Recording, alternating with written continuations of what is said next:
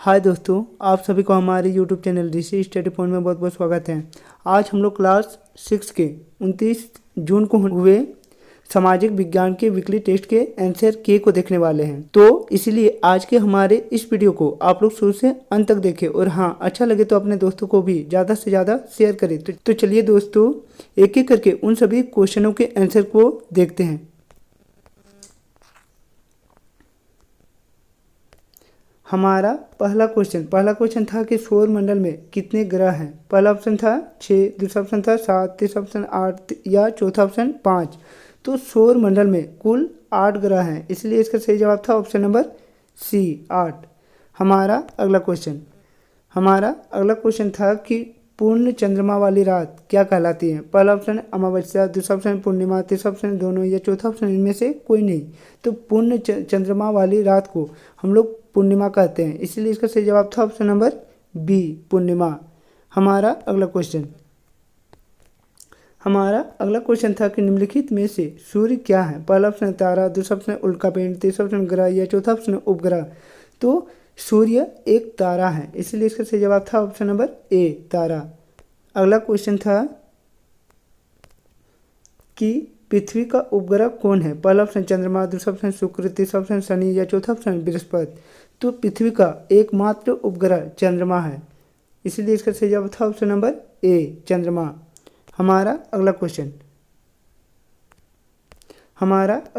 था कि विश्व का सबसे बड़ा लोकतांत्रिक देश कौन है। पहला ऑप्शन अमेरिका, दूसरा ऑप्शन रूस, तीसरा ऑप्शन भारत या चौथा ऑप्शन चीन। तो विश्व का सबसे बड़ा लोकतांत्रिक देश भारत है, इसलिए इसका सही जवाब था ऑप्शन नंबर सी भारत। हमारा अगला क्वेश्चन था कि सरहुल पर्व किस राज्य में मनाया जाता है। पहला ऑप्शन असम, दूसरा ऑप्शन था झारखंड, तीसरा ऑप्शन उड़ीसा या चौथा ऑप्शन गुजरात। तो सरहुल पर्व झारखंड का एक महत्वपूर्ण पर्व है, इसलिए इसका सही जवाब था ऑप्शन नंबर बी झारखंड। हमारा अगला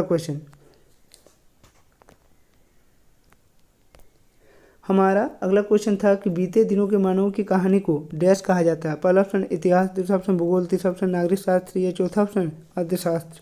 तो बीते हुए दिनों के मानवों की कहानी को इतिहास कहा जाता है, इसलिए इसका सही जवाब था ऑप्शन नंबर ए इतिहास। हमारा अगला क्वेश्चन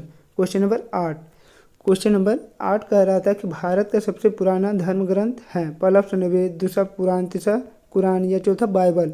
तो भारत का सबसे पुराना धर्म ग्रंथ वेद था, इसलिए इसका सही जवाब था ऑप्शन नंबर ए वेद। हमारा अगला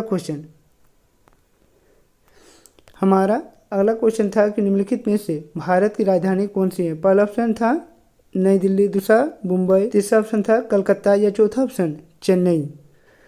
तो भारत की राजधानी नई दिल्ली है, इसलिए इसका सही जवाब था ऑप्शन नंबर ए नई दिल्ली। हमारा अगला क्वेश्चन नंबर 10 कह रहा था कि झारखंड के वर्तमान मुख्यमंत्री का नाम क्या है। पहला ऑप्शन चंपई सोरेन, दूसरा हेमंत सोरेन, तीसरा अर्जुन मुंडा या चौथा स्टीफन मारांडी। तो झारखंड के वर्तमान मुख्यमंत्री चंपई सोरेन है, इसलिए इसका सही जवाब था option number A Champai Soren. हमारा अगला क्वेश्चन था कि सौर मंडल के सभी ग्रहों के नाम बताइए।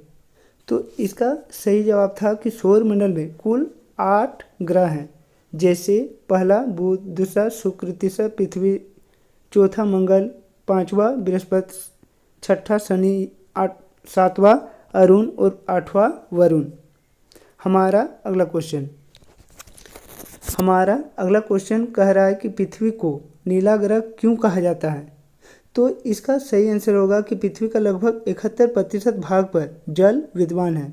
आसमान से देखने पर पृथ्वी का जल आच्छादित भाग नीला दिखाई देता है, इसलिए पृथ्वी को भी नीला ग्रह कहते हैं। हमारा अगला क्वेश्चन कह रहा है कि आपके इलाके में मनाए जाने वाले विभिन्न त्योहारों की सूची बनाइए। तो इस सवाल का सही जवाब है कि होली, दशहरा, सरहुल, दिवाली, ईद, क्रिसमस, कर्मा पर्व आदि हमारे क्षेत्र में मनाए जाने वाली प्रमुख त्यौहार हैं। हमारा अगला क्वेश्चन नंबर 14 कह रहा है कि विद्यालय समाज का लघु रूप है कैसे। तो इस सवाल का सही जवाब होगा कि विद्यालय में सभी जाति धर्म के छात्र एक साथ पढ़ते लिखते हैं एवं खेलते हैं, इसीलिए विद्यालय को हम लोग समाज का लघु रूप कहते हैं। हमारा अगला क्वेश्चन कह रहा था कि पांडुलिपि से आप क्या समझते हैं। तो इसका सही जवाब है कि जो पुस्तकें हाथ से लिखी जाती हैं उसे पांडुलिपि कहा जाता है। तो दोस्तों, यदि आप लोगों को आज का हमारा यह वीडियो अच्छा लगा हो तो अपने दोस्तों को भी ज़्यादा से ज़्यादा शेयर करें और हमारे इस चैनल को सब्सक्राइब कर लें। तो चलिए दोस्तों, एक नए वीडियो के साथ फिर मिलेंगे, तब तक के लिए बाय।